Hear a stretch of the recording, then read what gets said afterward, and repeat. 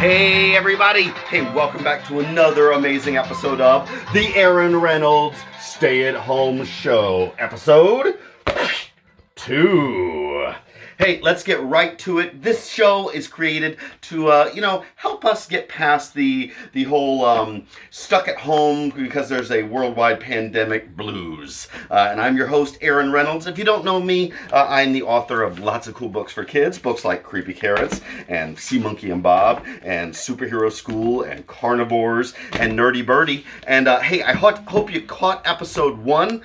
We had a blast. I saw a lot of your comments. And speaking of your comments, let's not waste another minute. Let's get right to viewer Q&A. Yes, I read your comments. Thanks so much for leaving those for me. And I have picked some questions from you. Your inquiring minds want to know the answers to these. So I picked a few. So listen close for your name. If I picked your question, you're going to win a book, and I'll tell you how to get it. Okay, first question is from Lucas. Give it up for Lucas! He is at Payless West Elementary School in Payless Park, Illinois. Lucas's question: what character in your books reminds you of yourself? It's a good question, Lucas. It's a good question. It's not Jasper Rabbit. Let's see. It's not this weird carrot with the bouncy off head. It's not him. It's if you're gonna make me pick somebody, I'm probably gonna pick Nerdy Birdie. I am a lot like Nerdy Birdie because I always was, I am now, and always will be a nerd. So yeah, I would say I relate the most to Nerdy Birdie. Thanks for that awesome question, Lucas. Question number 2 comes from Sheila Creaser. Give it up for Sheila!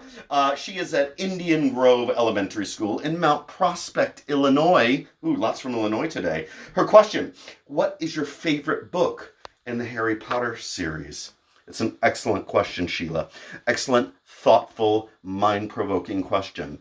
But I can answer it easy. Without a doubt, it is book 4, The Goblet of Fire. Without a doubt, that is my favorite. Thanks for that question, Sheila. Hey, I have questions from 2 brothers. It's Braden and Rowan. Braden and Rowan! And their questions, let's see, they go to Sarah Harp Minter Elementary School. That's a long school name, guys. Really, really long. Sarah Harp Minter Elementary School in Fayetteville, Georgia. Braden's question is, oh, they did a little twofer here. Nice, brothers. What state do you live in? Braden, I live in the great city of Chicago in the state of Illinois. Not Illinois, Illinois. And then Rowan, his little brother, says, will you ever write another creepy book? Whoa. Rowan, I like your style, man. You're like, Aaron, I know creepy carrots. I know creepy pair of underwear. Aaron, I want a 3rd creepy book. Are you going to ever write one? Let's just say I might be working on one. I'm going to leave it right there. Okay. All right. Next question is from Lillian R., age 7. Lillian R.! She goes to Edgebrook Elementary School in McHenry, Illinois. Lillian's question: will you write another book like The Dead Pets of Rex Dexter? Lillian, I like the cut of your jib, girl. She's like, Aaron, I somehow, in a sneaky way, got a hold of an advanced copy of your new book. We're going to hear more about it in a little bit. The Incredibly Dead Pets of Rex Dexter. And it's not even out yet, but I've read it because I'm Lillian. And I want to know, is there going to be another one? Well, you'll be happy to know, Lillian, it is a series. Yes, so I have just finished book 2. And I'm editing that now, making changes, tighten things up, making it funnier, working on it. That's how writing works. And then there will be a book 3 as well. So stay tuned. You're on it. Book 1 hasn't even come out yet. Okay. Let's see. Last question of the day. This is from Hunter. Give it up for Hunter! He is at Royal Ridge Elementary School in San Antonio, Texas. Love me some San Antonio, Texas. His big question: how many more books would you like to write? Like a billion, Hunter. basically. Like I hope that I continue to have enough ideas that I can just write and write until like the day I die. Like I'll be like 110 years old, is what I'm thinking. And I'll be sitting there writing my last book, and I'll be on, and then, and that'll be the end. And I'll go out writing a book. Like, that's my hope. So I hope you will see a ton more books from Aaron Reynolds. Hey, those are my questions from viewers like you. If you want to hear your question read on a future episode of the Aaron Reynolds Stay at Home Show, here's how you do it. Leave your question in the comments section below. Be sure to leave your first name, at least your first name. If you're a kid, tell me what school you go to, what town and state you're in, and if I read your question on the show, then you will receive right to your door a signed copy of one of my books. Now, for those of you who I read today, how do you get your signed copy? Here's the deal. Below here, below this video, there's a description box. In the description box, you're going to see a link to my website. Click on that link, go to my website, go to the contact page on my website, and email me. Let me know who you are, that I read your question, and I'm going to be checking the cities, so no trying to fake me out, people. I'm going to be checking the information and with the addresses, but leave me your mailing address, and I will send you a signed copy of one of my books, because I read your question on the Aaron Reynolds Stay at Home Show. Oh. That sound means it is time for a brand new segment of the Aaron Reynolds Stay at Home Show. It's a little segment that I call Dance Lesson. This is the part of the show where I teach you guys a new dance. All right, everyone's going to need to stand up for this. So, yeah, no, you, kid, I see you on the couch. No, up. Everyone stand up. We're going to do this together. Now, we're stuck in the house. Things are, could get a little bit boring. So this is a little something to keep things active, to shake it up. And it's a dance that you can do continually throughout this little quarantine at home situation we're in. Now, here's the dance. It's everyone knows the floss. Every kid knows the floss. Every kid out there can do the floss. It's no problem. We can all do it. We can do it fast. We can do it super fast. We can do it slow. We can do it slow. But can you do it deconstructed? Because that is the name of this dance. It is called the deconstructed floss. Here's how it goes. We're going to have my sound person get me some music ready, just some music ready. And when I cue the sound person, after I teach you the dance, we'll give it a whirl, okay? So here's how the deconstructed floss works. You start out with a nice floss. Just floss it out, just floss. But then we're going to deconstruct it. We're going to let it fall apart. So I want you to kind of just keep going, but I want you to just let it fall apart. This is some of that general tomfoolery that I mentioned in episode 1. So this is how it goes, okay? So deconstructed floss, that's it. All right. DJ, hit me with some tunes. Here we go. Start it off. Let it fall apart.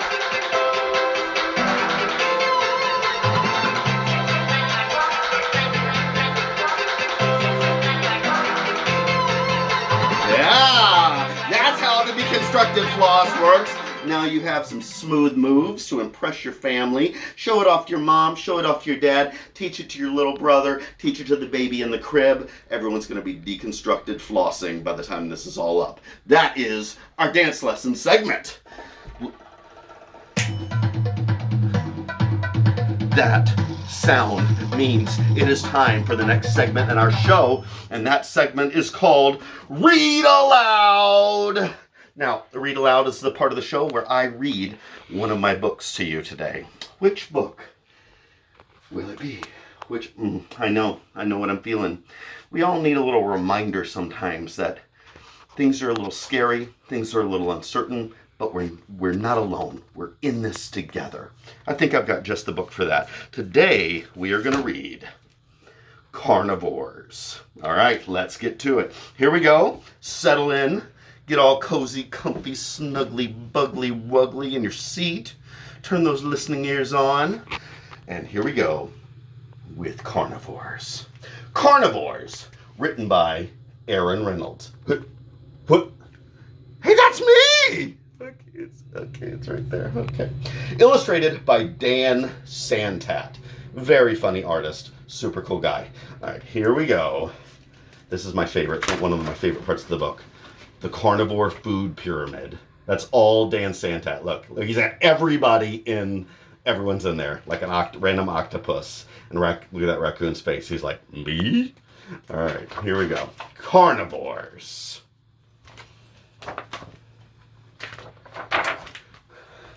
The lion is known throughout the animal kingdom as the king of beasts. The great white shark is the most feared predator in the oceans. And the timber wolf's howl strikes terror into the hearts of fuzzy woodland creatures everywhere. But even savage carnivores get their feelings hurt. The lion tries to ignore it when the gazelles whisper behind his back. He pretends not to see the zebras looking down their noses at him. The wildebeest call him Bad Kitty, just because he's eaten half the neighborhood. It hurts. It really does. The great white shark. He gets such a bad rap, and all those shark movies don't help. Everyone always talks about his feeding frenzies, but he's simply a fast eater. Nobody understands. And the timber wolf almost never eats little girls. That Little Red Riding Hood story is very misleading. The bunny rabbits always say, "Quit sneaking up on me." But he's not sneaking. He's merely a very quiet walker with vicious fangs and scary eyes. He can't help it. So it was just a matter of time before the lion, the great white shark, and the timber wolf started hanging out. Because even carnivores need to share their feelings. At their first get-together, the timber wolf came up with an idea that might solve everything. We'll go vegetarian. The lion tried to enjoy his salad, but leaves and bark just kept getting stuck in his razor-sharp teeth. The great white shark ate nothing but seaweed for a whole day, but it left this horrible, kelpy aftertaste in his mouth. And the timber wolf tried his hardest to eat only berries, but every single berry bush seemed to have a bunny inside. They realized that becoming vegetarians was a silly idea in the first place. Before long, the great white shark came up with a fabulous new idea. New outfits! We'll blend right in! At first, the lion's antelope disguise worked out terrific. Everyone treated him so nicely. But when the other antelope smelled his zebra breath, it was all over. The great white shark blended right in with the dolphins. Nobody suspected him of being bloodthirsty at all until all the dolphins disappeared. And the timber wolf just kept drooling on all the other bunnies. The disguise idea was a dud, which was very frustrating, which made them all hungrier than ever. As a last resort, the lion invited the oldest and wisest carnivore he knew to come speak to the group. The great horned owl was happy to be included. "What should we do?" asked the lion. "Everyone is mean to us," said the great white shark. "I never know what to say," said the timber wolf. The owl smiled. "It used to hurt my feelings too, but now I remind myself, I'm not bad. I'm a carnivore. Eating meat is just what I do." "I'm not bad," whispered the lion.